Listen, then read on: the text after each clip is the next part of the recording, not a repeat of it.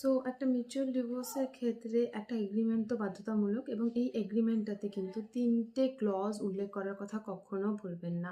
First is maintenance.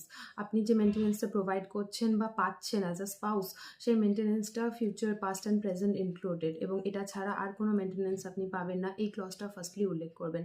Secondly, without maintenance আর কোনো alimony যদি claim না করার থাকে, সে ব্যাপারটাও স্পেসিফিক্যালি উল্লেখ করবেন। অর্থাৎ কোনো রকম এক্সট্রা অ্যালিমনি আপনি কখনোই ক্লেম করবেন না বা আপনি কখনোই দেবেন না অ্যাজ আ হাজব্যান্ড বা অ্যাজ আ ওয়াইফ, আপনি কখনোই ক্লেম করতে পারবেন না, এই ক্লজটাও কিন্তু থাকাটা জরুরি।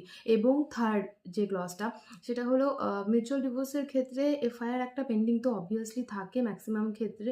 তো এই এফআইআর এর ক্ষেত্রে যা যা প্রবলেমস আসবে, অর্থাৎ সেটার এফআইআর পোর্শনের জন্য যা যা ভাবে সহযোগিতা করতে হবে আপনার স্পাউসকে, দুই তরফে আপনারা সেই সহযোগিতাটা হাত বাড়িয়ে দেবেন।